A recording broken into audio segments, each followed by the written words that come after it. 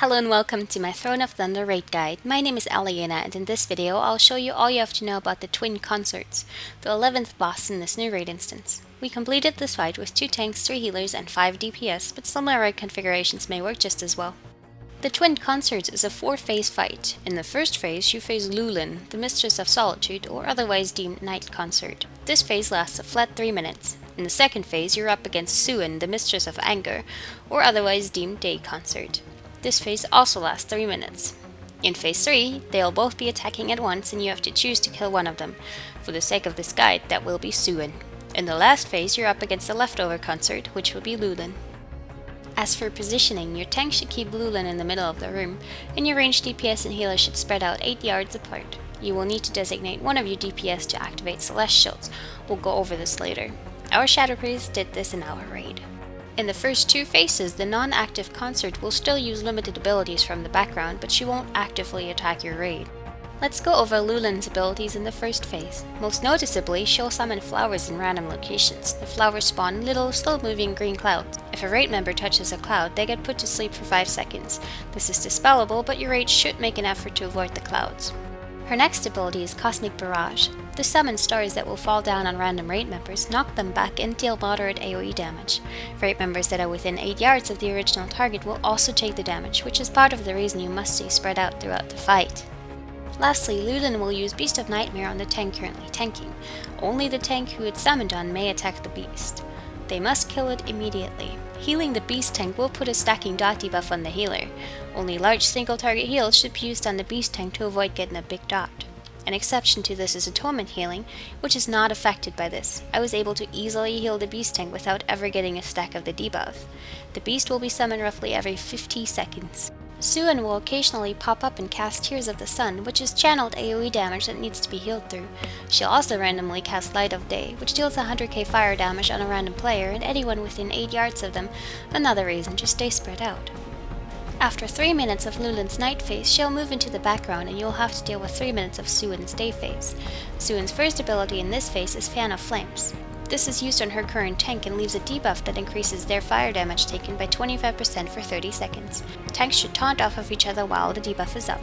Her next ability is Flames of Passion. She'll leap at a random raid member, knock them back, and leave a trail of fire in her wake. Just tail up the damage and stay out of the fire trail. The key abilities of this phase are Blazing Radiance and Ice Comet. Blazing Radiance is an ability Suan uses the entire phase. It basically inflicts 35k fire damage every 2 seconds to every raid member. However, every time it ticks, Suan also gains a stacking buff that increases her fire damage done by 5% per stack. To clear this, you have to use the Ice Comets that are fired at random raid members by Lulan throughout this phase. The initial comet hit deals hefty AoE damage within 6 yards of the impact point, so spreading out is once again very important. Ice Comets will melt after a while, so your currently active tank must pull Suan to an Ice Comet and keep her there until it melts, then move her to another available comet straight away to keep her stacks in check.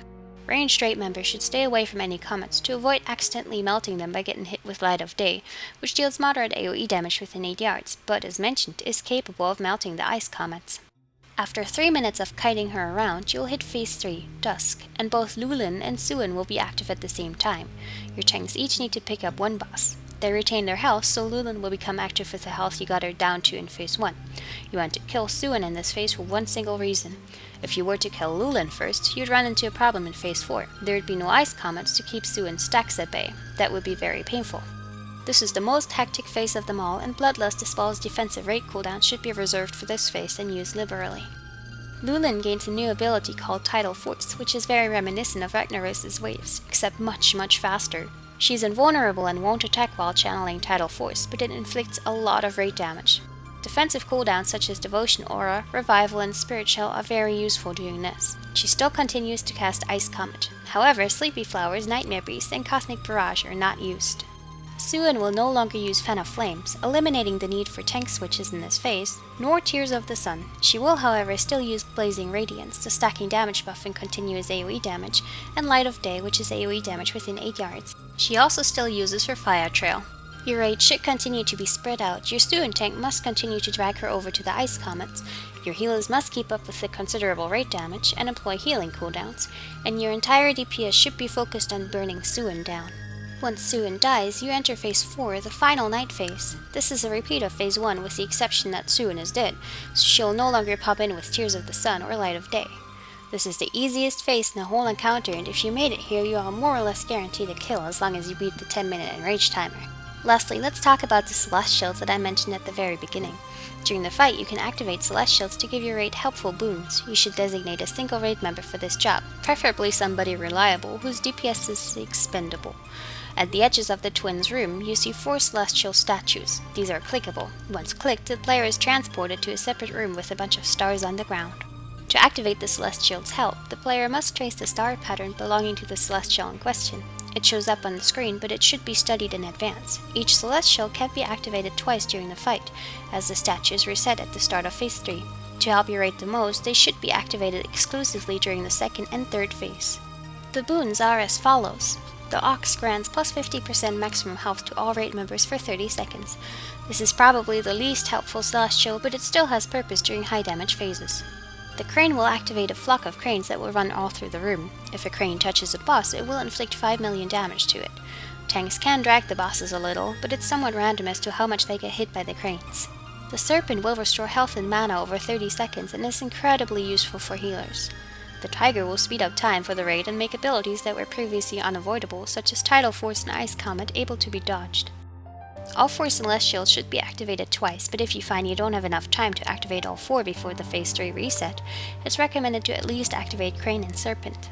Phase 3 and activating the Celestial patterns correctly are the most challenging parts of this fight. Once you manage to make it through Phase 3, you've basically won the fight.